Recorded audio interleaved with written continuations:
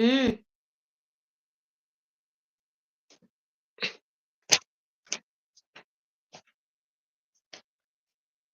So good morning, good afternoon, good evening, guys and ladies and gentlemen, depending on where you're watching this video from, or depending on what time you'll be watching this video. I believe it's a specific point, it's a specific time in your area. We are back again with an interesting story with Mr. Calvin Ocheng, all the way from Florida. Many have known him as Mr. J-Man. Mr. J-Man, habari ya leo? Sasa Poa sana, uko aje? I'm good. Na wewe? Niko salama. The other time we had an interview or we had a talk, network ilitufanyia ile kitu, like network really messed us up. So we were not able to complete what we had meant to complete in that session. So we thought it's wise, because we've seen those questions being asked online. People have been sending DMs, and maybe I believe some people have reached out to you as well. And so it seems that people have like that thirst for knowledge. And I believe you're the right person, and you're in the right channel to address people. Like sana, we are talking about nurses who are migrating from Africa. Like some people have challenges with their documents, other people have challenges with their civil documents, other people have challenges with their custody of their children. And today, like from the title, we're going to talk, we will be talking about the custody of children, sana, plus other issues that maybe you feel like we need to discuss. So the floor is yours. Maybe you can tell us who you are and you introduce yourself to the viewers. Those who would want to know me, I'm Calvin Ocheng, Kenyan born, Kenyan raised, Kenyan fed, American paid in dollars. Okay, so I'm a nurse working in Florida at the moment. So that is where we are trying to make life a little bit better. So we previously had a talk, and probably I would want to. I've had so many people come to my inbox, especially when it comes to the civil documents and custody of children and mambo na kubadilisha majina za watoto and all that. So I would pick on probably on getting consent and custody. So generally, for you, if you want to move with a kid out of any country to this European or US, you are usually required that one of the parents must consent that you have allowed the kid to move with you or go with you. And this, they do it because of like child trafficking and all those kind of stories. So mostly ni nurses. Unapata mlipendana na mtu,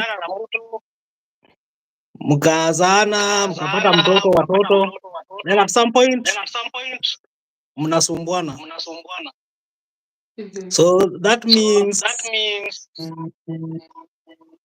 that the two of you are not in good terms. But now you are in a point where you need to move with your kid, and the other partner is not going to cooperate, or the partner has disappeared and you can't get them. And this is where the kid's name in the birth certificate, the kid's birth certificate has the name of the dad or the mom, one of the parents. Even though most challenges affect women. So there are usually like two things you can do which are more like legal. So ya kwanza kuna kitu we call it consent. And there is like consent for travel, and there is consent for immigration. So if you are someone who is like visiting the US, you will need a consent for travel. Like you are allowed to, the other partners allowed you to travel with the kid. Then there is the concept of immigration. When you are doing immigrant visa, you need a consent for immigration. You don't need a consent for travel. Ukienda na consent for travel embassy, you will be turned back. So there's those, they are a bit different. So you must be sure when you are going at getting a consent from a lawyer, which consent are you getting? And it is best the consent is notarized.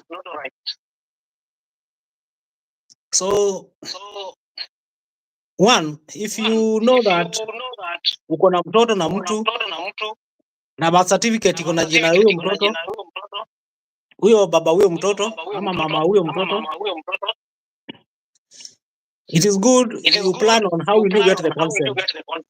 Mostly consent expires after 6 months from the date you get it. So you have to be careful on when do you get it. Like if you get it now and you are not sure if you will travel in the next 1 year, it won't help you. You will be asked for another one. And it's charged. You're charged for it. Yeah, definitely the lawyer will charge you, and lawyers charge differently depending on the kind of a lawyer. Some will charge you like 1,000 bob, some will charge you 5,000, some will charge you 2,000. Alafu pia unajua kuna ule lawyer anaweza kusaidia chini ya maji. Na kuna wale hawezi kubali kukusaidia chini ya maji. Sure. Na chini ya maji unajua hiyo ni ya Kenya. Yeah. Lakini unajua for you to get a consent, you must have either ID card of the dad or the mom, copy of it, or passport. Because you must attach it. And even when you're going to embassy, you must have either of them to attach. So shida inakuanga kama umecheza kiwewe na either the dad or the mom knows umecheza na anataka kukusumbua mbele, anaweza kuingia huko embassy. Because akipiga simu ama andike email, utashikwa. So watu wanaitumia lakini inaweza kuletea shida at times. So usually that now brings us to the custody.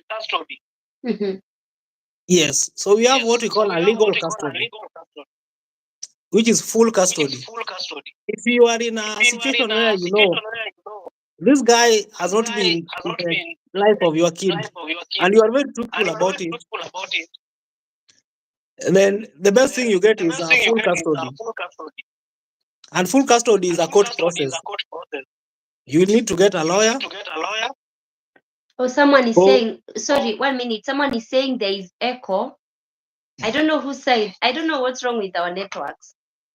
There is echo. That's what someone is saying. Aren Ryubwa. They're saying there is echo. I don't know. Am I having? Is it me? I'm not sure. Maybe they can type down there and tell us. But anyway, we continue and see. No, or maybe it's my network. I'm getting the echo. From my side? No, from my side.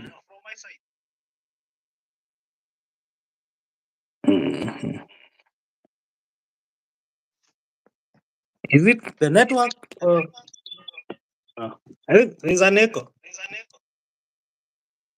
Or maybe maybe you can talk kidogo, we see if there is, and then they can type down below and tell us if the echo is still there. Let me. Or from your side, How bad is the echo? Thank you so much, Aren Ryubwa, for telling us that. Please tell us how it is right now.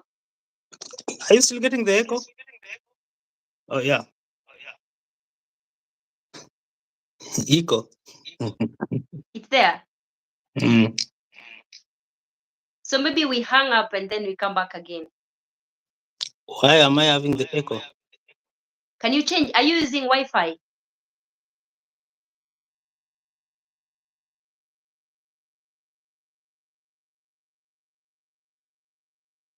Still getting the echo? Yeah. I'm asking, are you using Wi-Fi or maybe bundles? Both. Or you changed to one? I've changed, but I'm still having an echo. It's still there. Yeah, that's what she's saying. Maybe we can drop and come back again. I'll have to reset the link so that we still continue. Or you drop and come back yourself.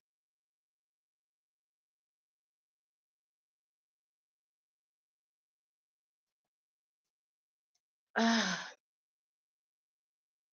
network issues.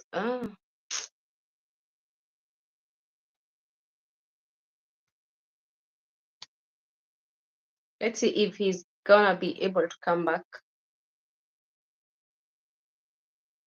In the meantime, Aaron Riubwa, maybe you can chat down below and tell us where you're watching from. And maybe if you have a question that you feel that needs to be addressed, you never know. You can write it down below as we wait for Mr. J, that is Mr. Calvin's Ochieng, to join us. We apologize for the network hitches, but that is human. So let's wait and see.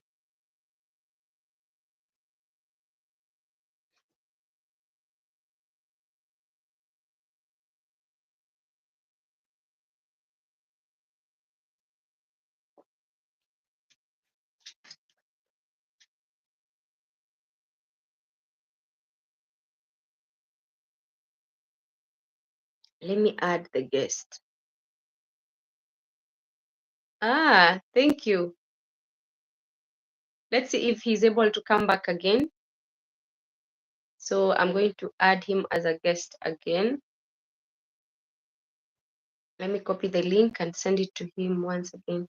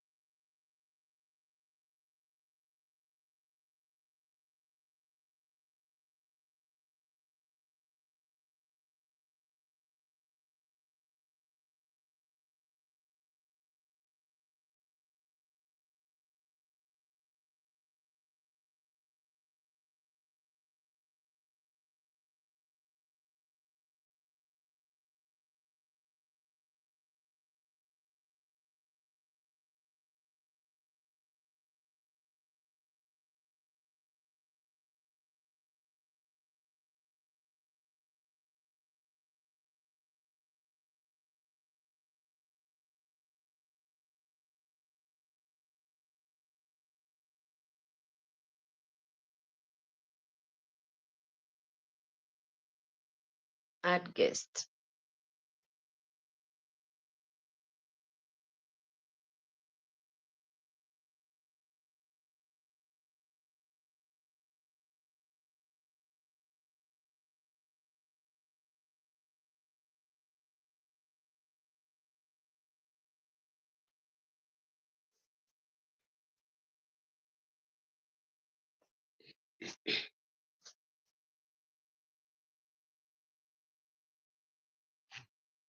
I think it's his network because, well, I don't know.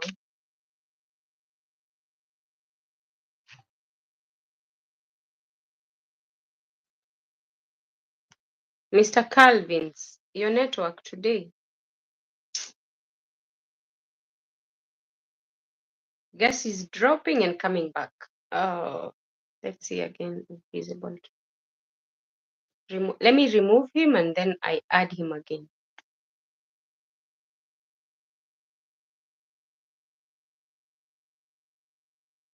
Add guest.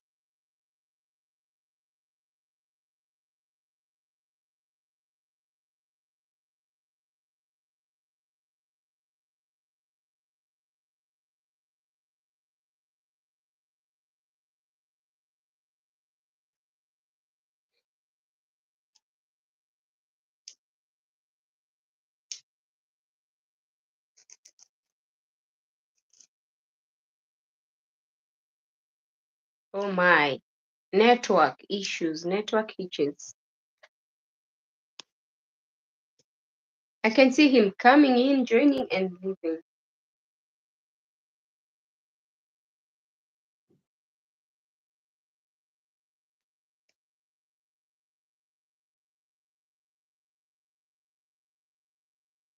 His network today is not behaving quite well.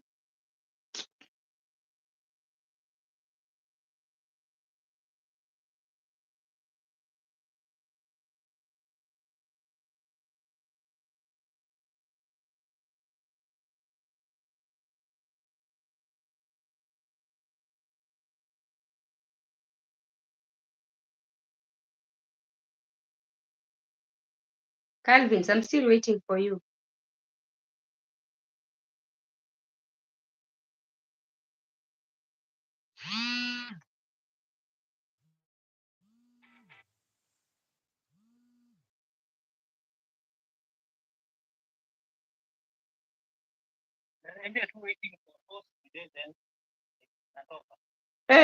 Inakuona unaingia unatoka. Wacha nikutumie hii link sasa ya saa hii. Wacha nikudrop saa hii. Aya, wacha add guest saa hii. Then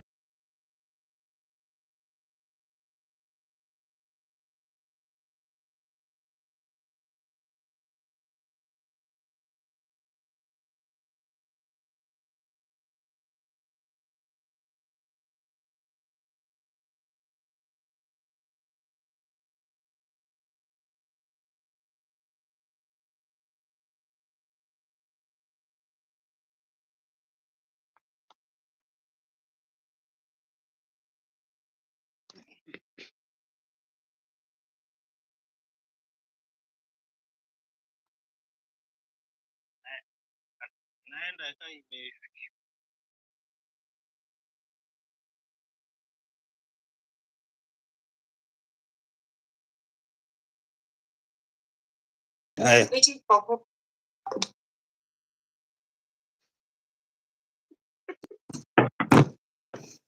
Oh my goodness. Anyway, we are still okay. We are still okay. So I think, are you able to share the link? Who is this? What is today's agenda? Aren Ryubwa, I don't know whether I'm pronouncing your name correctly. Our today's agenda, if you're a nurse and you're planning to migrate from Africa, because you've told me you're in Athi River, so that means if you're traveling from Kenya to America, most in this channel, we normally talk about immigration stuff and all that. So Mr. Calvin Soching will be advising us, if you're a single parent, you've been taking care of your children or your child alone without the other parent, at what point do you get a consent? At what point do you get a full custody? At what point do you need the custody? At what point are you required to start looking for those notarization documents and all that?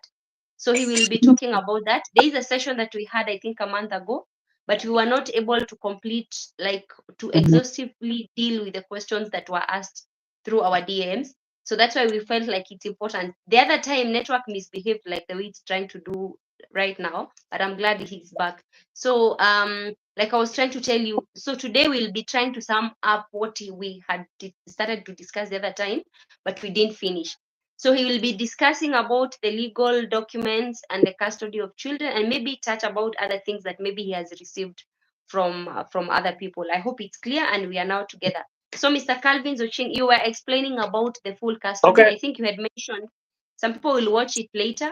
You had mentioned about the travel consent This is and like a the new full one. custody, right? This is like a new one.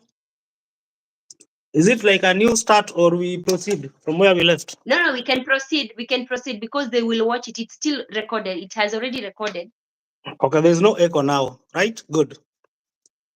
That's So what she's saying, yeah? yeah, no Okay. echo because I can't get it.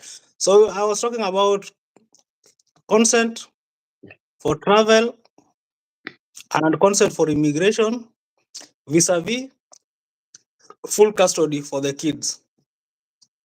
So we are in these different circumstances. Okay. Actually, this topic applies to anyone who wants to immigrate or wants to travel, especially abroad. I'm a Maju. So Yeah. it's not purely for nurses alone, Yeah, sure. but we focus on nurses because ni hao tunajaribu kuwasaidia kama wenzetu. Yeah.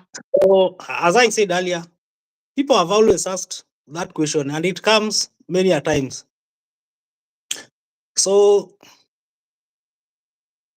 I had talked about the consent and I said we have got consent for travel and consent for immigration. So when you want to immigrate, make sure it is specifically written consent for immigration. if you are someone you have your partner and you two have agreed and he's the one writing the consent, make sure he's written consent for immigration.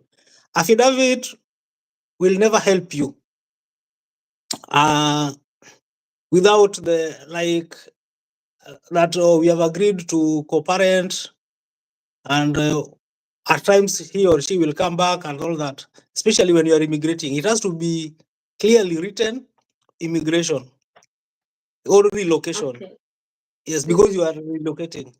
So when it comes to full custody, it is usually the best.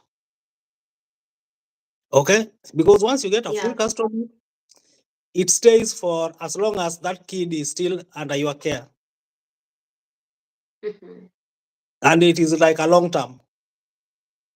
Okay, so if you are in a situation where it is genuinely you are taking care of your kid alone, go for full custody as early as you can. There are many lawyers who will help you with that. I have a lawyer who does that, but they charge a good amount of money if you want the custody, but they'll do for you a good business and a good work. But again, what is good money that you're saying? What is good money that you're talking about? Maybe somebody would be interested to know how much he charges or something. He will charge you between 50 to 100K. Oh my goodness. You know, okay, hii ni ile unajua ile process ya kawaida. Kuna kwamba na court appearance na vitu kama hizo, vitu mingi hizo. Lazima muende koti nini hizo challenge, hizo legal process ufuate. Alafu kuna ile unajua inafaa kuna kwamba na vitu mingi zinafuatwa. So na kuna ile unaambia mimi nakwanga na huyu hivi nataka custody. So unamtumia papers, unatuma pesa. After around, I think should be around 2-3 months or less, atakupea custody. Let me cut you short. Let me cut you short and ask you, like right now, assuming somebody is waiting for dates, but they don't have full custody of their children. Maybe they are believing or they think the other partner will agree into it, like they'll consent on them traveling with the children. And then after ashapata dates, ikifika pale ana huyu like the other partner anaanza kudecline kupeana consent. So huyu mtu wako, you want to say that they can be able to issue that custody within no time, like it's that soon? Kuna tofauti, unajua when it comes to ni kama unataka kitu emergency agent, like in 2 weeks or so, you will cost double. Kwa sababu okay, unajua kitu wao fanya ni kama mimi na wewe we are nurses. Halafu unaniambia aniaje, niko na mgonjwa place hiyo hospitali yenu fulani nicheze kama wewe. So hata wewe lawyer unajua wanakwanga na wenye wamesoma hao ma judges ni wale watu wamesoma na hao. You know, judges are lawyers. So kuna yule ako na rafiki yake, maybe yeye ako Nairobi, lakini rafiki yake ni magistrate Turkana or wherever. Alright. So atacheza na huyo. So unajua hiyo ni so it's like they are expediting your case. Lakini hiyo ni chini ya maji. Hiyo ni chini ya maji lakini. So hiyo si ya kizungu. I get it. Yeah. Nimeelewa. Hiyo ni ile anakusort chini ya maji. Nimeget. So unajua ule mtu mwingine lazima pia asort. Yeah. So that's why inaenda juu. Lakini ile ya kawaida pia kuna mtu unaweza pata anaweza kulipisha pesa kidogo. Unajua the lawyers are different and their classes are different. So but mwenye najua atakulipisha around 50 to 75 or so there. Then utampea documents.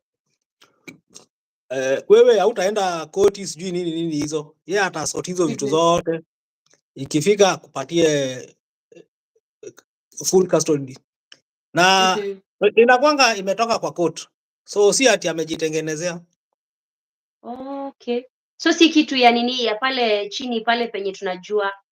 Hapana, inakwanga imetoka huko. Ni venye wewe ni kitu legit. Ni venye fine. So So what you're kunakwanga na trying to reason. say, if somebody have such a case, they can reach out to you and you'll be able to advise them. So yes, but I usually tell people plan early. The earlier you plan, the better. Yeah. Ukiona uko na mtu na unaona ni kama mnasumbuana, na maybe unaona kama anaweza kupea consent, unaweza anza mapema, utafute custody ukue nayo kama backup plan. Okay. Yes. So it is, you can have it like a backup plan. Ikue uko nayo, then all right. Shida ya watu inakwanga ni kuongea. Yeah, sure. Unataka kufanya kitu, umeongea, amesikia. Because yeah. I've also heard of, kuna many nurses wamejaribu kufanya 1 2 3, lakini ameambia watu. So ule rafiki yake ameambia, ameenda ikafikia huyo mzee ama the wife. So anajua, unataka kufanya hiyo, sawa, tupatane mbele. So unaona utashikwa. Wow. Especially kama anataka kukufrustrate. So ni kitu ukifanya unakuwa careful and you just don't talk. Unakuanga, lakini ukisema huyu ananisumbua, atajua ajui. Yeah, but the bottom line is, if you know you have a kid or kids with another partner and along the way you are having issues, the best way to cushion yourself is to get a full custody. Okay. I think that's clear to the audience. That is the most important thing. Have full custody, and be sure that, sometimes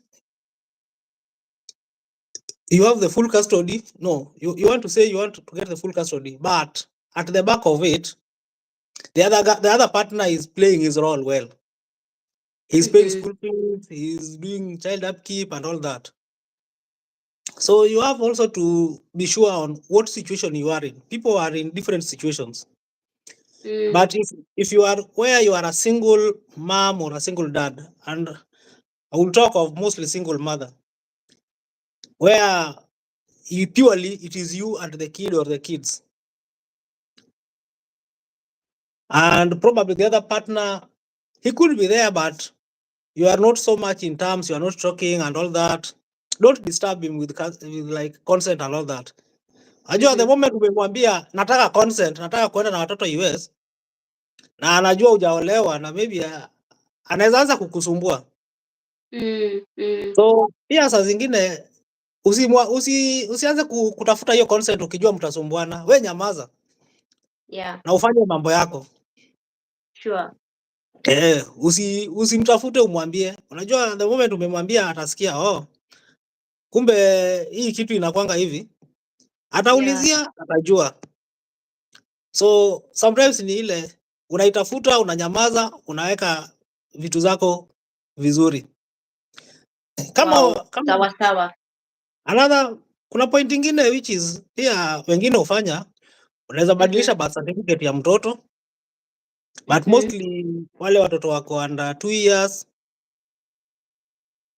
Kuna watu unaweza jua kucheza, but unajua hiyo ukicheza na birth certificate lazima ubadilishe miaka ya mtoto na majina zote, kama unataka kitu safi clean yenye itakusaidia.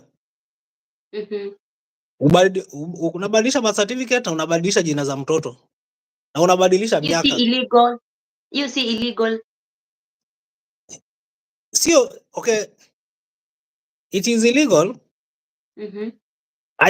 Haifai, lakini unajua kuna watu ameenda kubadilisha birth certificate ya mtoto, ameenda mahali Huduma Center ama nini amepewa, lakini ile original bado iko.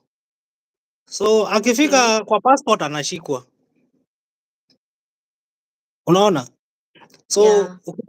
so naambianga mtu kama unataka kucheza hiyo, hakikisha kila kitu umebadilisha upya. Yeah. So inakuwa ni kama ulizaa mtoto mwingine after huyo wako. Okay. Yes, so unajua hiyo itakusaidia. Yeah, for sure.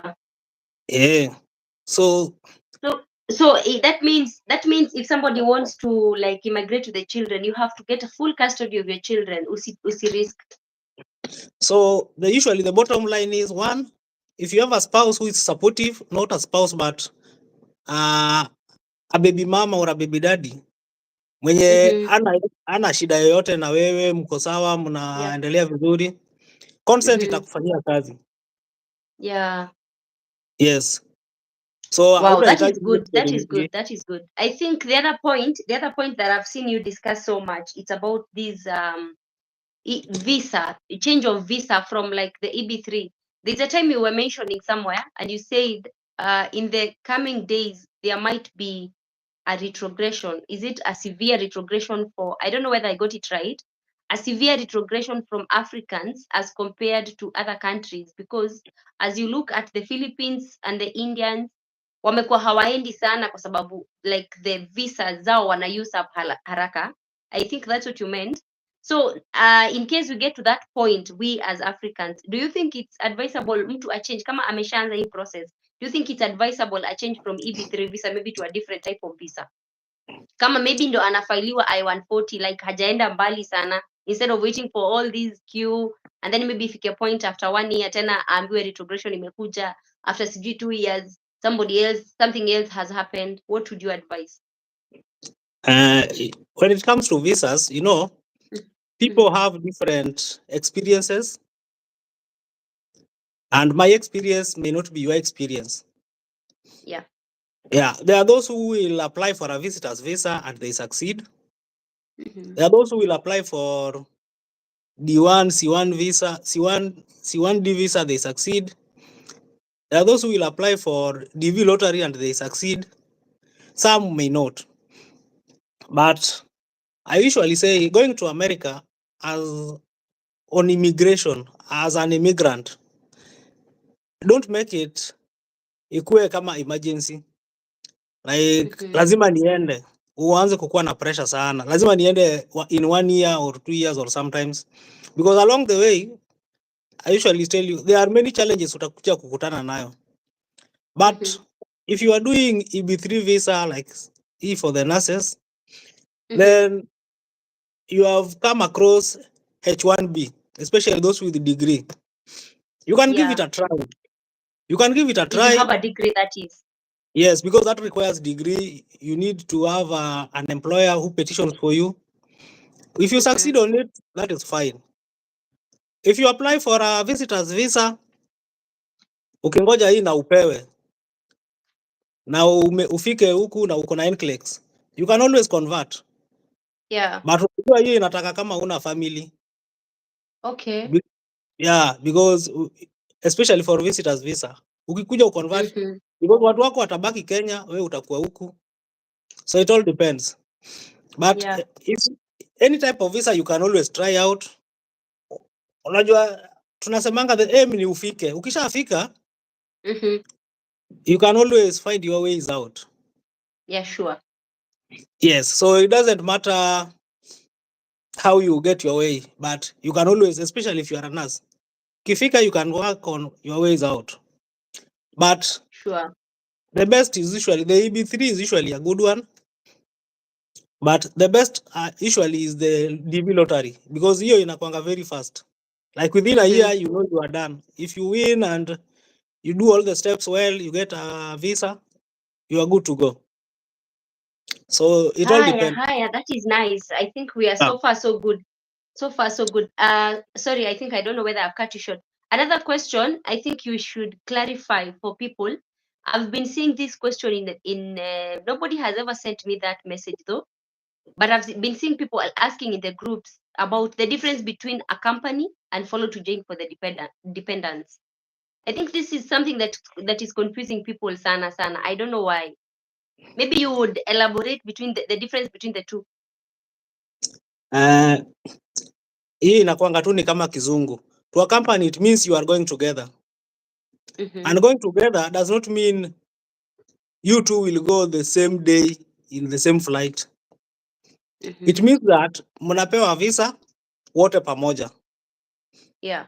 So mnafanya medicals pamoja, mnaenda embassy interview pamoja, mnapewa visa zenu pamoja. Yeah. So that is to accompany. So unaenda na watu wako. Aya, to follow to join. Let me cut you short there. So it means if I have gotten the interview dates today, I'll have to go to the embassy with my people, go to the IOM with my people, and then fly out together with my people. Hapana.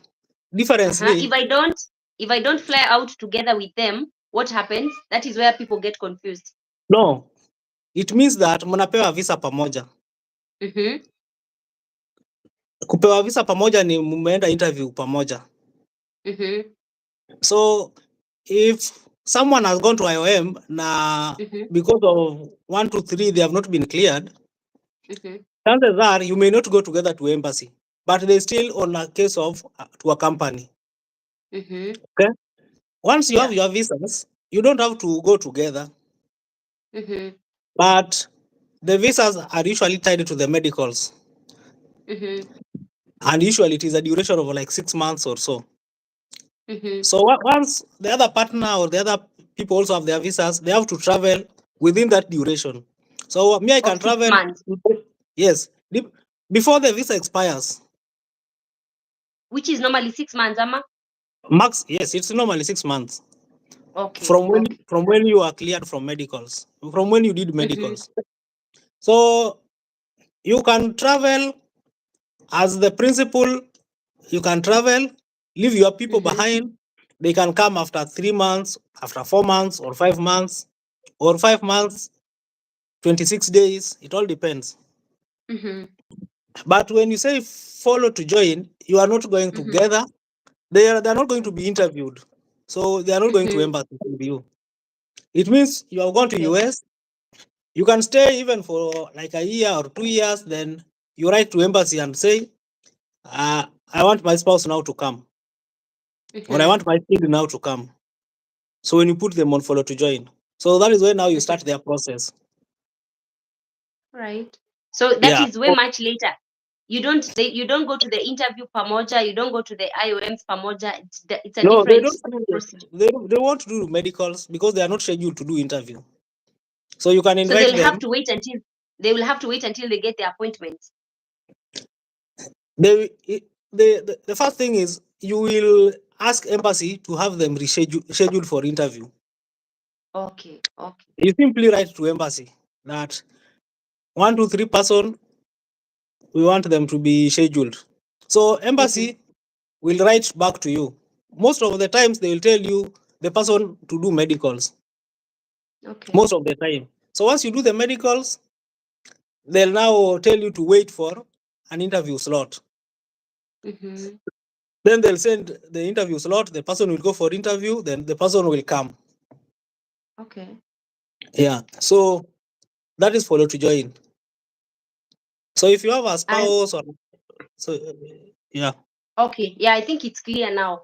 I think if somebody watches this later, will be able to differentiate between the two, because I've seen that thing. It has really been bugging people in the groups, and you see somebody ask that question today, tomorrow they ask the same question. So it's like it has never come out clear, like the way you've explained. Another question is, I saw somebody asking, before you come to that. Sorry? Before you come to that, okay, just to clarify that, follow to join and to accompany, you can always change them. You can always change. Like when you have interview slot and the person was follow to join, you just write to embassy and tell them, I want the person to accompany. All right. So there is room for change. If the person was to accompany and you have got dates, you can tell embassy, 1, 2, 3, I want the person to be follow to join. Okay. So you can always change it. Yes. So it's not cast on stone. Ati lazima kama umeandika follow to join, it has to be follow to join. No, you can, as the principal, you can change. You don't need your agency to do the change. You just communicate directly with the embassy. Yes, they will do for you. Fine. That is good. Fantastic. So thank you so much so far for your generosity and being selfless with information.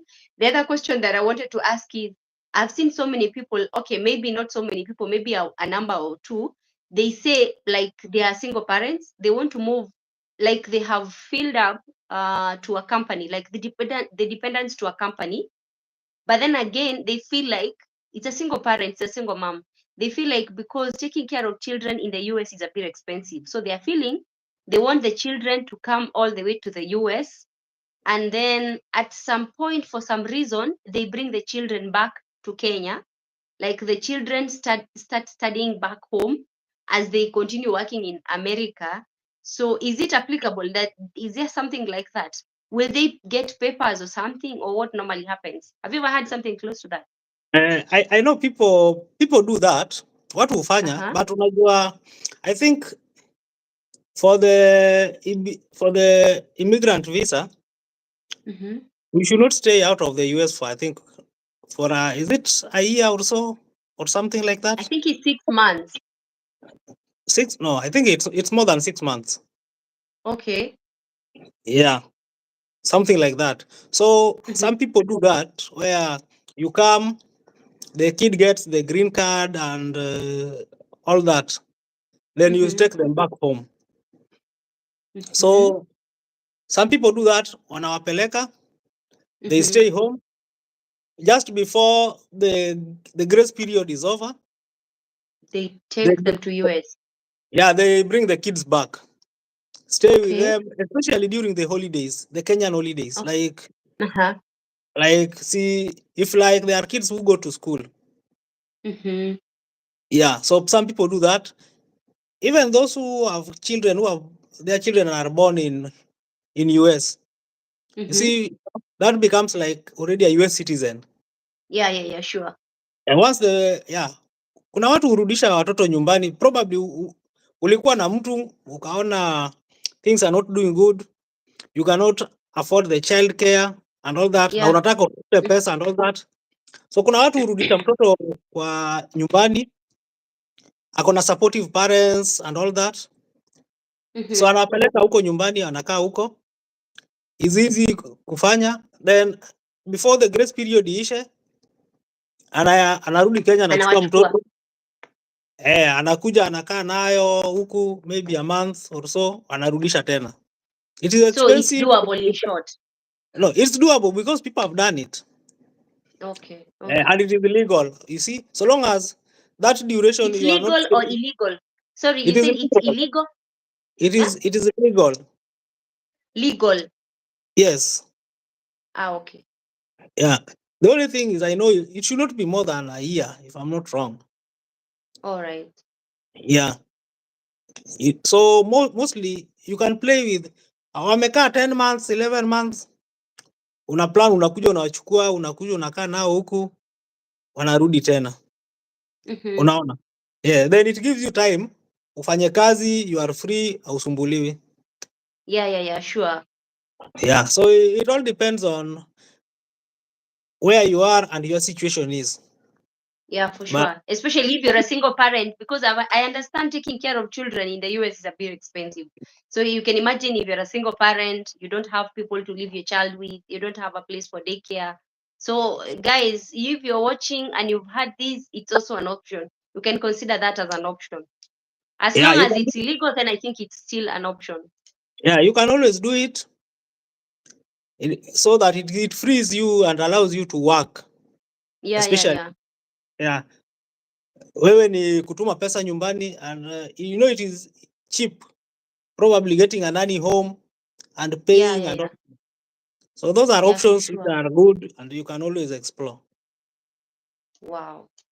I think Yeah. I've exhausted my questions. Maybe you tell us what you had in store for us. No, I What's think cooking? no, nothing is cooking. We are only praying Mm-hmm. for those nurses who are current and they are yet to get dates. Yeah. Embassy interview dates. Hopefully, this February or so, they'll get interview dates for March. You're Because changing from J to Feb. no, I'm not changing. I'm just, you know, we are already done with January. You're done with January. So, people know you as the J man. So now you're changing from J, you're becoming No, Feb man. no, we are done with January. We deal with reality as it comes. Yeah, sure. It's true. So January is done. So we are looking into, and as at the moment, it's very hard to get interview dates now for February interview. It's Yeah. impossible. If you get dates now, they will be for March interviews. Yeah, because And we're already in February already. yes, so we hope that before the end of this week or next week, the NVC and Nairobi Embassy can make people have a smiling Valentine's. Yeah. We hope and pray for them. Whichever number they give, but we hope they'll give. There are very people who are unpredictable because no one can predict whatever they have in store. Mm. Even the immigration lawyers cannot Yeah. tell you what to expect. Wow. Yeah, but They're we also just in darkness. They can't tell. No one can predict what is going to happen. you can't predict. But again, I don't know. Nairobi Embassy seems to be one of the slowest in the world. Oh, really? It looks to be one of the slowest in terms of immigrant visa delivery. Actually, like all top types of visas. I don't know why. Okay. Yeah. Wow. Because Maybe they have their own valid reasons. We may not judge, so we don't know. but they work but you see they always work every day.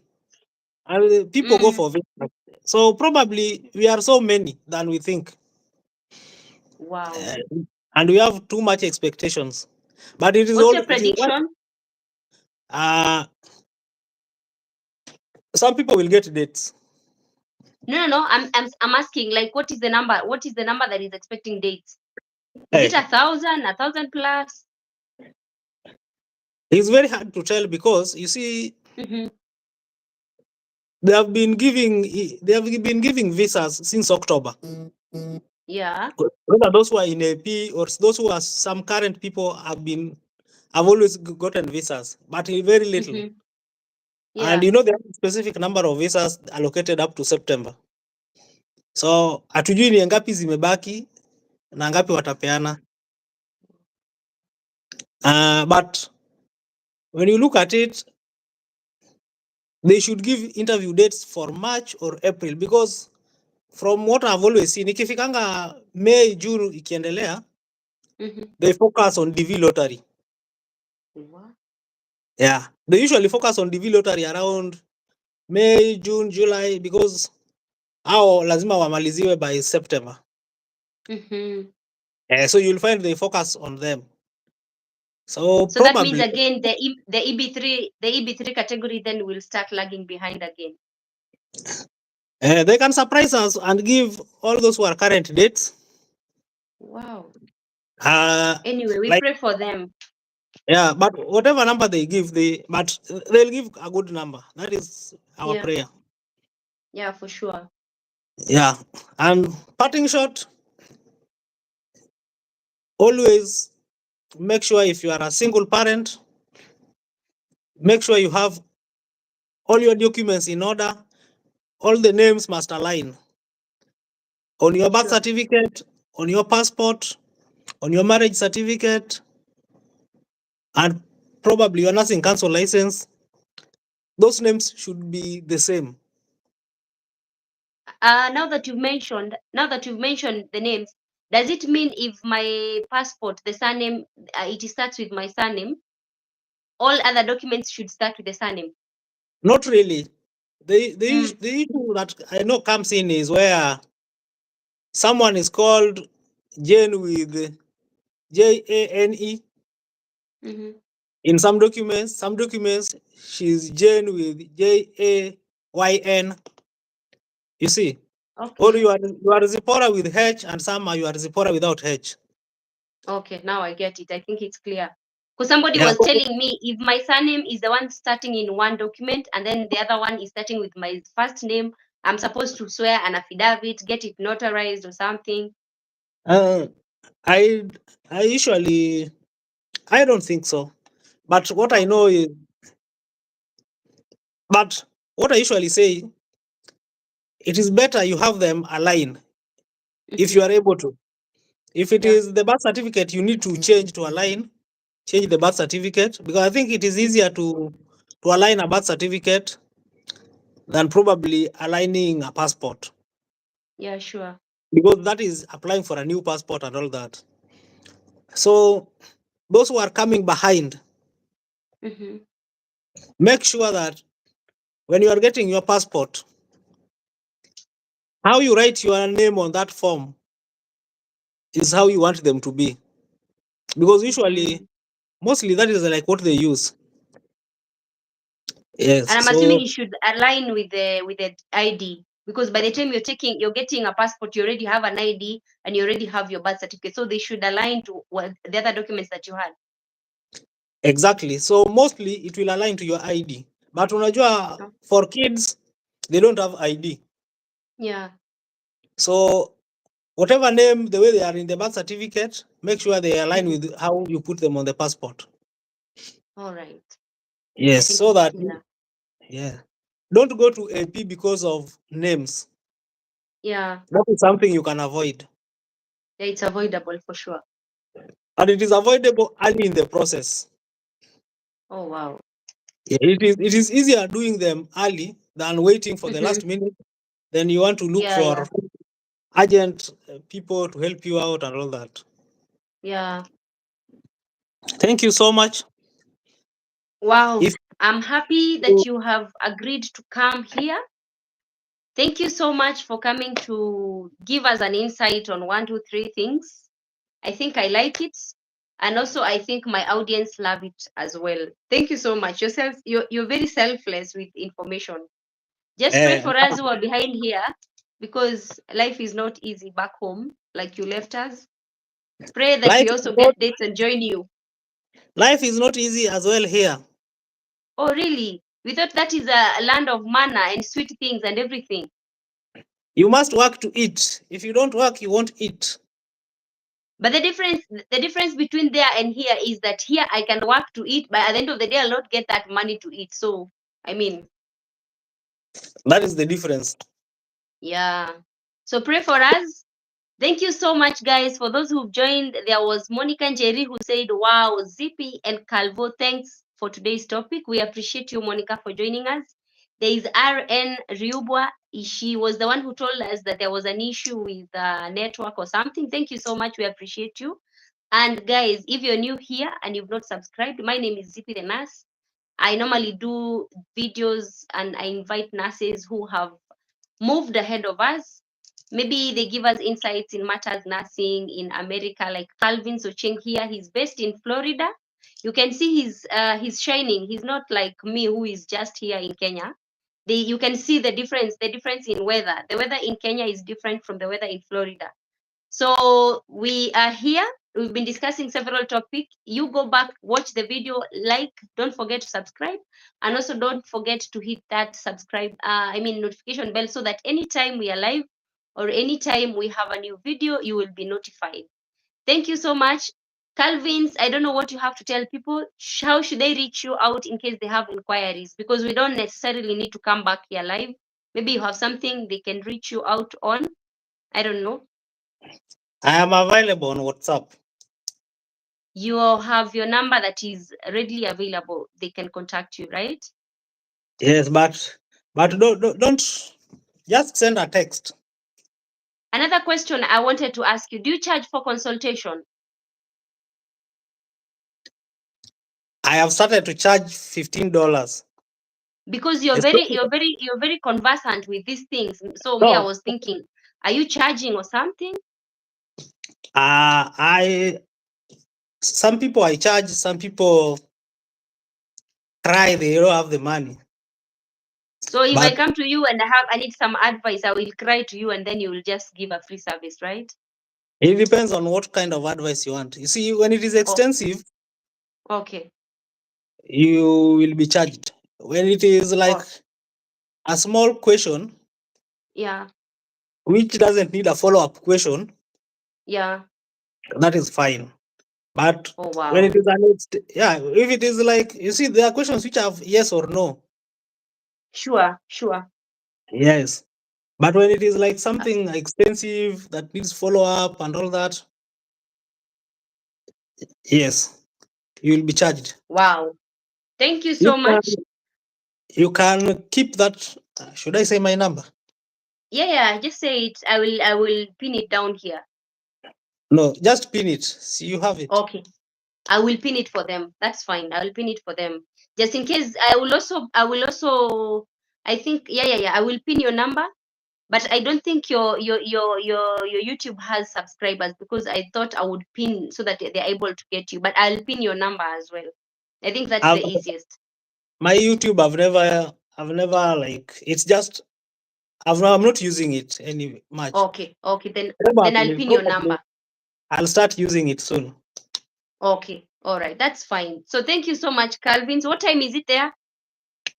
Saa tatu sharp. Wow. Huku Asubuhi. kwetu ndio tunaelekea kulala. So tuenda kupika chakula cha jioni. Have a nice morning, have a nice day, have a blessed day. Until next time, God bless you and have a lovely week ahead. Enjoy. All right. Thank you. Bye-bye.